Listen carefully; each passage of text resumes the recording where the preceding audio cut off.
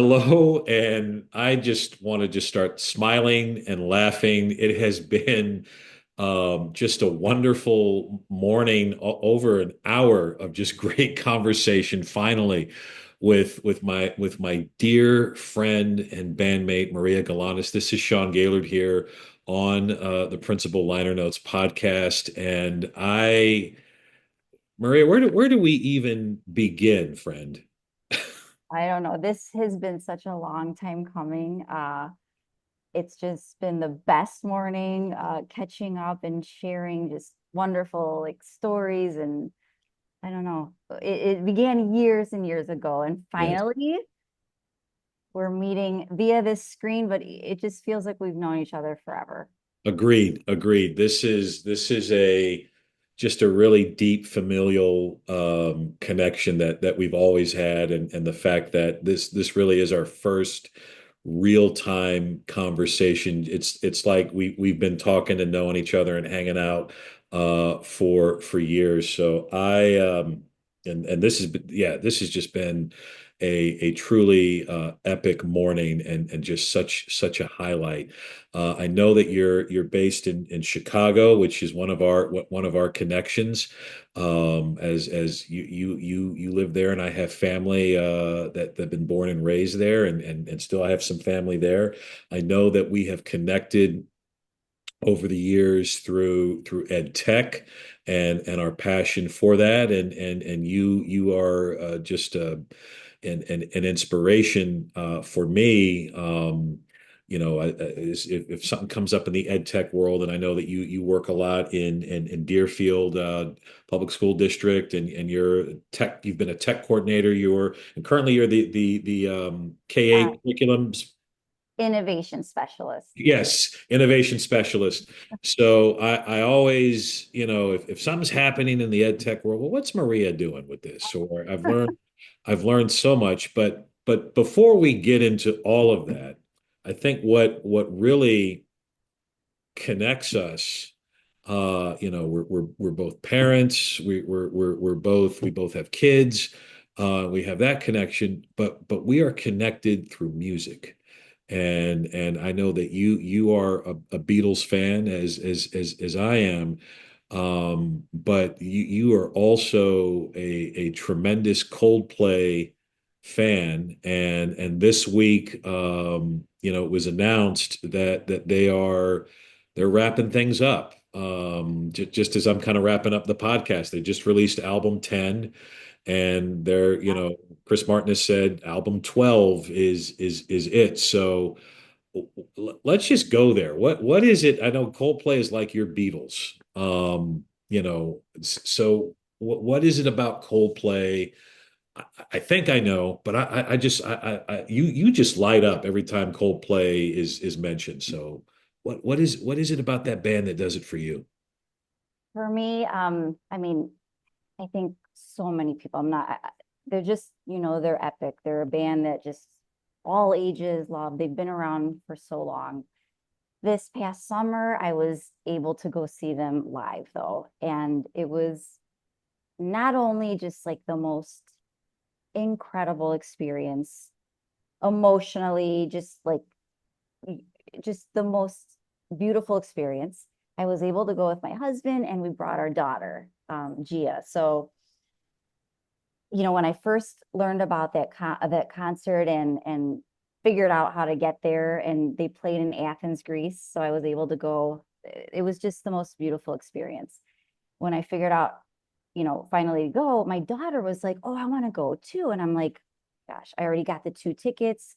Long story short, I was like, I saw her love in it too, and I'm like, I gotta figure out how to get her there. So we did, and she was there too, and the bond that we have now together, um just seeing how much she loves the music too Mm. makes me love it even more. But about Coldplay, like their music hits in so many levels. And especially this new album called Moon Music, just hearing Chris Martin talk about it and why he sings the way he does, and why his songs are the way they are. I feel like I connect with him in a lot of ways because a lot of his songs, their music, the bands, especially these last two recent albums, are about, you know, seeing what's going on in the world, how it can be, at times hard to see some of the things and how to deal with it pretty much. Mhm. How to not just throw in the towel and, you know, be angry against what's going on or, react in a way that's like negative because there's other ways to go about it. And a lot of their music centers around love. And if you know me, I love, I love to love. I love Mhm. strangers. I love my family. I love things like, I don't know. So I connect with their music so much. I was driving this morning. I dropped off my kids to their like Greek school Mhm. and I was listening to a few of the songs on Moon Music. And there's two songs. There's so many good songs, but there's this one that's just a rainbow emoji. Wow. That one and the next one after that is called I Am, but it's spelled little I, capital A, capital A, capital M. Mm. Hearing those two back to back, I was like literally couldn't control my tears. It was so beautiful. The rainbow one, um, the rainbow one talks about um, just keep going and stuff, but towards the end, you'll hear a familiar voice. It's Maya Angelou. Wow. And she starts saying a verse from a African American saying or whatever. And she talks about how this saying talks about, not her, but she's saying it and she sings it. She's talking about clouds and how there's so many clouds, right? Hmm. But those clouds are there to bring rainbows. Mm. Although there's so many clouds, those rainbows that you've seen, what have they've brought you so much. And I have a lot of clouds, but I've also had a lot of rainbows and trying to focus on those rainbows. Think about that because think about how many more clouds there are all the time. But that one rainbow, when you see it, what it does. And just, that saying just shows like, okay, there's lots of clouds, but there's those rainbows, and those rainbows are the ones that you have to hold on to.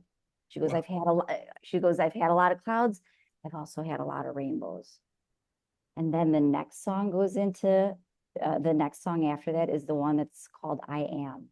And it talks, and I want you to go experience it too, but basically talks about these the struggles that have happened and that you are and the rain that falls down and that it's okay because you're a mountain.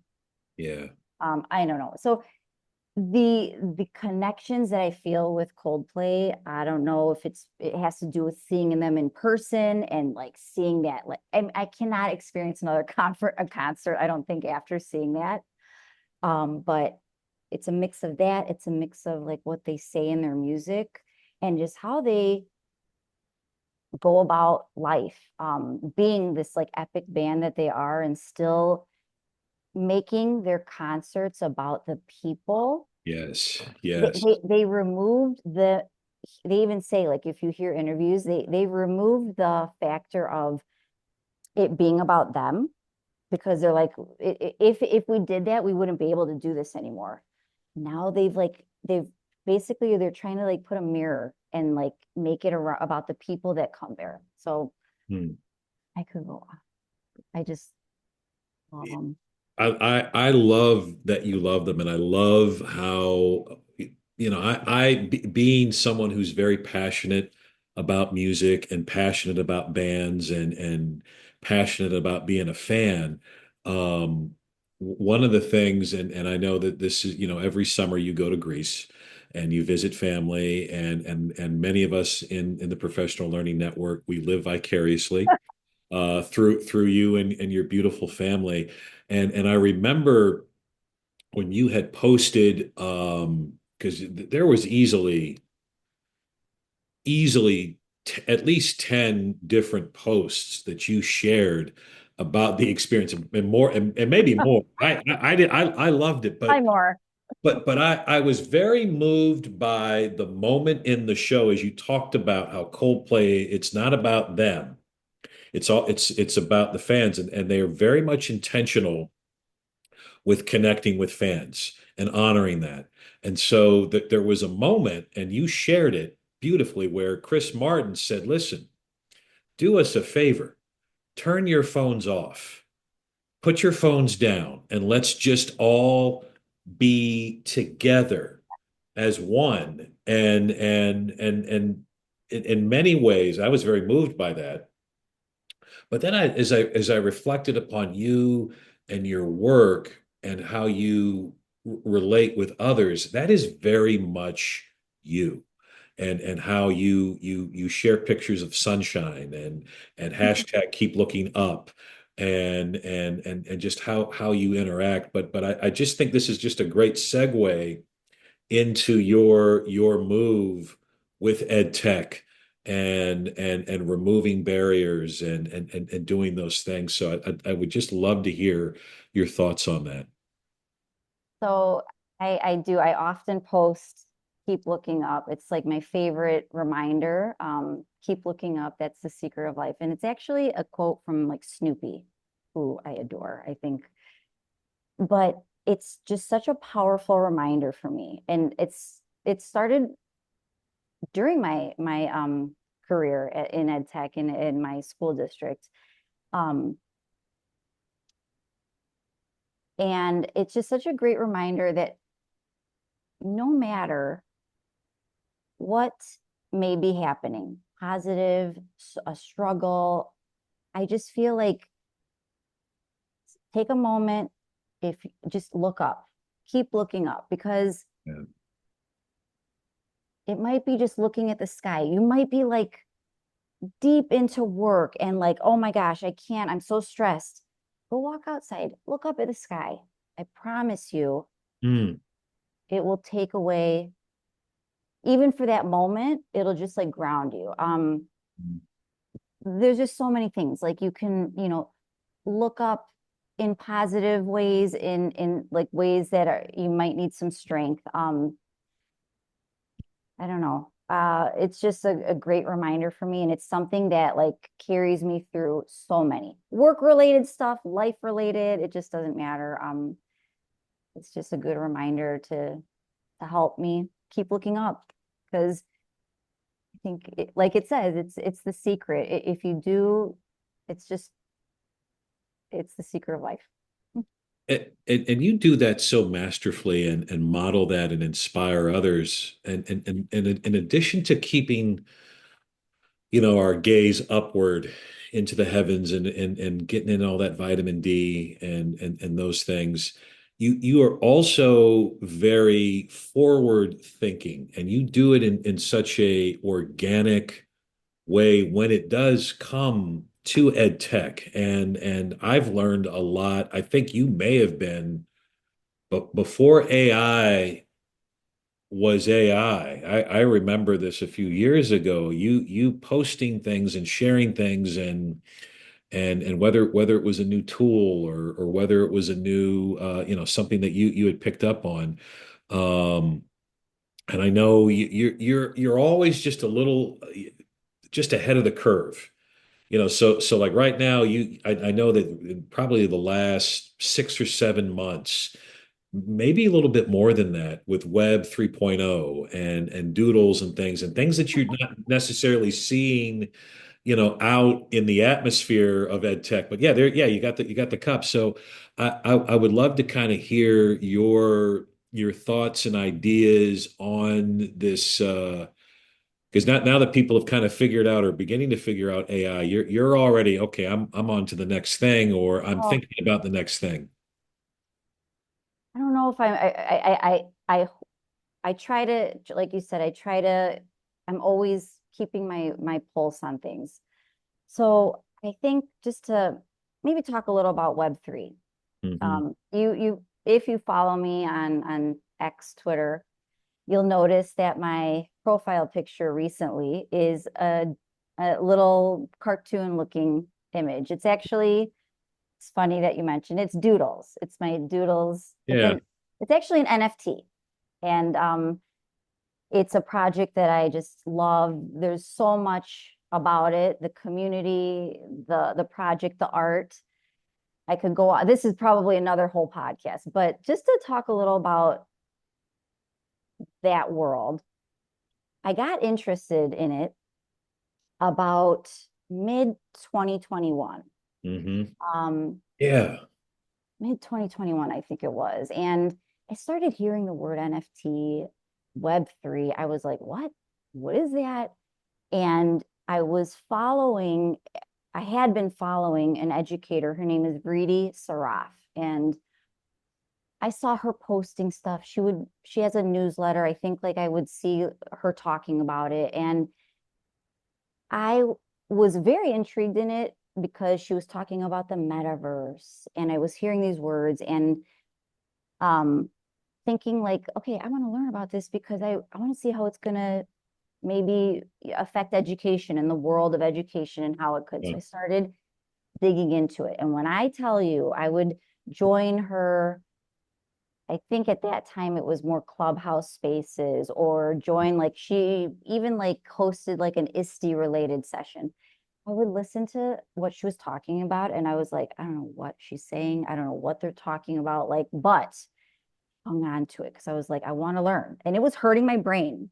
I was like, I don't know. I don't know what she's saying. What is an NFT? Non-fungible token and how it blockchain and but I kept with it and I started learning and embracing it. And by the end of 2021, Reedy and some other educators, maybe like Michael Cohen, the tech rabbi, and Yeah. Michael Peck, Ed Tech Peck, they formed or started this thing called Ed3 DAO, which is organization. Now it's like a DAO, but it was an organization with educators interested in Web3, but Ed3 is like a spin on it, Ed3 instead of Web3. So Ed3 DAO. So they Hmm. invited some members to just join this community and learn about it and dive into what Web3 is and blockchain and how it could all, intertwine with education. I just started learning about it. And at the end of 2021 is when I bought my first NFT because I'm the kind of person that needs to experience something to learn it. So I was like, I got to go through the process. I figured out how to get a wallet called like a crypto wallet to put crypto money in it and buy an NFT. And I went through the whole process because, like I said, I want to experience things. And I think learning is best when you experience it. So um, I'm going to try to wrap that back to, the talk about AI a little bit. But one more thing about it. The other thing that interested me when I started learning and hearing Bree talk about metaverse and NFTs and Web3, I, at the end of 2020, when we were all like, in education, especially, and everybody we're just living a world of virtual everything, virtual conferences, virtual meetings. I remember going to several conferences that were virtual and thinking, they look like this. They were just like, Zoom meetings or Hmm. Google Meets. And I was like, those are great. That's fine. It does the job. But I'm like, do we not have anything a little more? And that's why I was like, why aren't we having conferences like in a metaverse setting? And so that got me really, I don't want to use the word just not triggered, but like really inspired and be like, I want to learn more about this metaverse stuff because I feel like our conferences should be in this metaverse environment instead of just these like little squares and stuff like that. So that was another thing that really lit my flame and wanted to learn more about like the metaverse world. So um that's a little about that. And then connecting where we are with AI I feel like AI, we're just heading and already in a different iteration of the internet. Okay. And I'm just gonna mini educate if you care and want to hear. I'll try to keep it short, but like there's a Web3 like king of all this. His name is Chris Dixon, and he talks about different stages: Web 1, Web 2, and Web 3. Mm. And these are just different iterations of the internet. Web 1, you think about it as read only. That was the time when it was just static websites. Yeah. You could only read these websites. Then Web 2 came at the time where like the Facebook started, and you can leave comments on things and blogs and social media. And that was called the read write era, because you could read, but Hmm. then you could also write, you could post things. And then Web 3 is an even deeper dive in the iteration, which is where you could read, you could write, and then there's another layer now, owning. Mm. And the owning part comes because of the blockchain technology that can be within this. Because in the Web 2 era of things, you have these big tech companies like the Google and the Apple and Microsoft and stuff Mm. that started building these, like whatever you want to call them, like big tech like Yeah. companies, and providing a lot of opportunities. But also, what do you get from it? Your information is theirs, the data, the algorithms, all this stuff. So the Web 3 era adds that blockchain and ownership because, okay, that's all great, but how can we maybe integrate our own ownership of it? Can Mm. we build things with blockchain so that the stuff that you post and create, you can own as well? So it's just all an iteration and an evolution of like the internet. And, we're talking about AI. I think AI, how it's used now, the generative AI and stuff, it's kind of Web 3 because it's a different iteration. And I think, and many people are wondering like how blockchain technology can maybe help support AI, in the fact that if you create AI that's connected to blockchain, maybe you could alleviate the is that real? It'll put that ownership. You can validate what Oh, you're yes. creating in AI on the blockchain, and then you could say, yes, that is AI that I created. Maria created it. You could see I put it on blockchain. So I don't know. It's all an evolving like part of the internet, and I I don't know. I've been really intrigued and learning about it throughout the years. And um, I saw recently, and I think many of us saw this recent CBS Sunday Morning segment on digital literacy, media literacy, and they focused on schools in Finland. And it was basically talking about how they, at their schools, are teaching about media literacy and digital literacy from a very young age up until older grades, and how important it is. And at the end, they mentioned the reason that they're doing this is because they want their learners to be critical thinkers on Hmm. the internet. And when I heard that, I was like, okay, that's so powerful and so true in this day and age ever. But we've also, been trying to teach this. We were talking about this even. We've been trying to teach our learners about being critical thinkers years ago. It's such a vital skill to be a critical thinker in all you do. And it's Yes. since the internet was in front of our faces on our computer screens, we were trying to teach students like, can you tell if that's a fake website? What can you tell? How can you spot signs? So I don't know.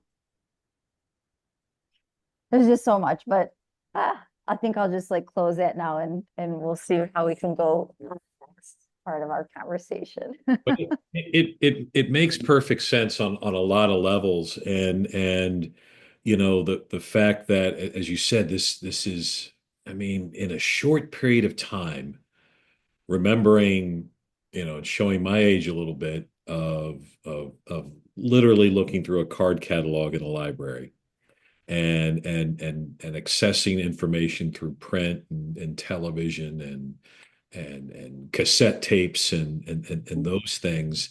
And then in this kind of, dare I say, yeah, probably about a roughly 30-35 year period where we've evolved in a very rapid amount of time from Web 1 to Web 3. And if you just think about all of the things that have happened in between, and how that has impacted teaching and learning, that has impacted how we communicate, it has impacted how we learn.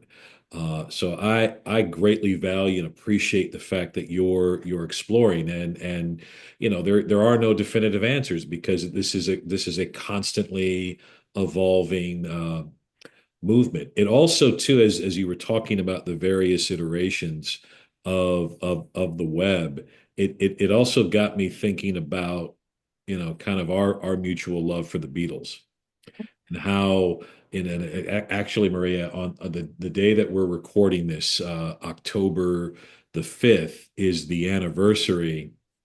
It's the 62nd anniversary of the release of the Beatles' first single, "Love Me Do." And how, if you think about the Beatles, and how the Beatles of the Red Album and those early hits, the Mop Tops, and how they evolved in a very quick pace from "Love Me Do" to Sergeant Pepper's Lonely Hearts Club Band to, they kept pushing sound, and how fans, for the most part, grew with them and adapted and accepted, and unfortunately, like Coldplay, the Beatles had to come to an end, but their legacy is timeless, right? So timeless. We when we think about their impact, it's never ending. I, I turn to like something like physics where, Mhm. things keep moving, they're going. And even though there are 12 albums, was it 12 that Yeah, deal? Okay. something like that. Yeah, pretty much. Yeah, I'm pretty sure. I should know this off the top of my head, because we know that Coldplay is going to end on their 12th album. I'm pretty sure there's some Beatle fans right now that are yelling like, it's not 12, it's 11, it's 10. Sean, you should know this. I mean, I'm getting ready to teach a course on the Beatles next semester at High Point University, so I should know this.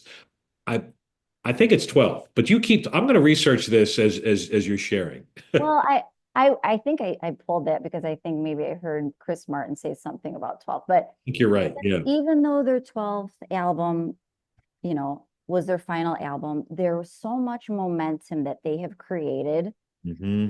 You can't stop that. That keeps going in so many different ways. And it comes out in so many different times. Like, um, it's just such a beautiful thing. And thinking of the Beatles, I don't know if you were going to mention this, but and thinking of how innovative they were in so many ways, um, the recent release of Now and Then, That's right. and why that song is even possible. Like the story of that song and how it was created is just so beautiful and powerful in my mind, and such a show of the good that technology and AI can have. Hmm. Like in this example, where without it, it wouldn't have been possible. That's so Um, that's so true. Beautifully said. I mean, here we have, for those, and again, I know you followed the podcast. But you're making a timely reference to what's considered to be the last Beatles song, Now and Then, which Paul he's on his recent tour right now, debuted live. I remember I sharing it with saw. you, and I was so moved by it. But basically taking a demo that John Lennon recorded in From a 1977, cassette tape, right? that cassette tape on a cassette tape, badly recorded, and they attempted in 1994, 95-ish to finish the song. That them being they being Paul, George, and Ringo, and they couldn't. The technology wasn't right. They didn't feel it, and Paul didn't let it go. And through, That you know, chills. they didn't use AI to create the song, but they used AI to help isolate Yes. John's vocal, Yes. and which made it easier to record and add tracks to. So, what a gift, and to hear John singing along and playing along with the three Beatles. It's a Beatles song, it's powerful. So powerful. Yeah, I remember hearing like a little story about the making of it, and at that moment where they use the machine learning AI technology to, like you said, clean up or separate his vocals. And then when they played it after, I was like, oh my God, it stopped me. Really powerful. Yeah, it's hard not to get emotional about that, and it really it's a reminder a lot of ways to keep looking up, right? And to be, and I also think when you share that phrase from an educator standpoint, from a human standpoint, keep looking up, keep being open to there's always possibilities. There's always a horizon. That horizon is infinite, Yep. right? You know? You just reminded me again over the summer. I was in Greece again, you mentioned it, but I was looking out at I mean, multiple sunsets. The sunsets there are just like out of control, beautiful. And I remember sitting there and looking at one specific day. And I mean, I took endless pictures of these sunsets. That's just me. I just have to capture everything. But I remember one moment I was looking out at one and I'm like, the gradient in the sky. I was like, um, I was thinking like, my gosh, the colors in the sky right now are colors that I see when I'm working like in Canva or in like Adobe or whatever, Mm. trying to make like a background. And Mm. I'm looking at one in front of my eyes in the real thing. And I think it's just so powerful that we use the beauty that's in front of us in around this like majestic world of ours to recreate it on our computers and in our creations. And it was just another moment, like keep looking up. That power transcends to like things that we're trying to do on our computer screens. And I don't know, I just made that connection. And it, Mm. again, I was looking at these like colors in the sky. And it reminded me of how many times I've created like a gradient background in Canva, trying to recreate the thing that's like I'm looking at. There. Yeah, Yeah. right in front of my eyes. And I just thought it was a beautiful thing. It was like I don't know how to explain it, but it was just really powerful and um, just a great reminder of this incredible world we live in and the creativity we pull all the time. And we try to recreate it digitally or in whatever format, but keep looking up. Keep looking. Maria, I am so honored and grateful for you. And I am, I want to say this because this is the last, one of the last episodes for Principal Liner Notes podcast. And you've been such a great supporter and champion and encourager. And I am just grateful for the gift that you are. And I'm just I adore you, my friend, and I really do. And I I hope that we're able to meet in person, whether it's a Chicagoland trip or a record store, Greece, wherever. All of the above, or one of them is going to happen for sure. Oh, Yes. So seriously. The dancing. the dancing, all the things. So,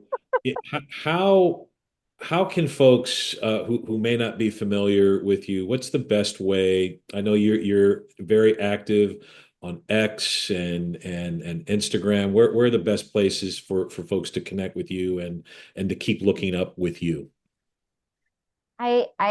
Those are the two that I'm more so on. I'm on LinkedIn every once in a while too. I try to be as active. I don't know. I think throughout the years, first of all, let me just step back one step and say, Sean, like I'm so beyond grateful for you and what you've created with this podcast and just your presence for all educators. I'm so beyond grateful. And there's positives and negatives with technology all the time, but this example of how we've connected from so long ago and to, finally meeting like this is just a great testament to the positives that are out there with the use of technology. It's not always great, but um, our connection online has just been so beautiful and powerful. And I just want to say thank you for all that you do. And you are my sunshine friend through and through. So I just wanted to make sure I share that with you. I'm on X. I try to be as active, but I have to be honest. Like, um, if you don't see me on there as much, I'm still there, you guys. I know I don't always post as much. Maybe I try to, but It's true. and I want to remind everybody out there that just because you don't see educators maybe sharing as much or all the time, it doesn't mean that they're not there. They're Yeah. still there. I know the most amazing teachers that it's just not their thing, but they're still out there. I just want to remind that I try to be active and I will continue to be because I love what we can bring to the space. But I'm on X, I'm on Instagram, a little more picture oriented on Instagram and whatever, but you can follow me anywhere. I'm happy to connect and grateful for it. Oh, awesome. Well, you are definitely, as our mutual friend Andrea Trudeau shares, you are human sunshine. And as this podcast is going to go on the shelf, and it may come back, it may not, we'll see. And I'm going to work on this other kind of podcast. Idea that's a little more music based. I definitely want you to guest on that. And we just share our mutual admiration for bands like Coldplay and Beatles and those things. So I'm going to hold you to that. And I'll be there. my hope, you are a keynote workshop waiting to happen. I know you do workshops, but for those that are tuning in, different conferences, book Maria now, and add her to your roster because she's human sunshine and but also just ed tech goodness. So thank you so much, Yeah. Maria. I'm honored and I'm grateful for you. Thank you so much. Thank you, Sean. This was like such a pleasure. I'm so thankful that we finally had a chance to do this and can't wait for your music podcast. When that happens, I definitely will connect with you then too. So thank you. Big heart. Yes. Bye. Big hearts for you. I can't do it. You do it better than me. But anyway, the heart is it okay? Did Like I? this. Yeah. There you go. Oh yeah. You got it. Oh, I got it. Yeah, there we go. There we go. Perfect. All right, awesome. Thank you, my friend. Um, as I sign off, don't forget to share with the world your dreams, your visions, your ideas, because the world needs them, and you help make the world a better place, just like my dear sunshine friend, Maria Galanis. Keep looking up with us and we hope to catch you on the flip side. This is Sean Gaylord with my dear friend Maria Galanis. Thank you so much for tuning in. Yeah. Hope to catch you on the flip side.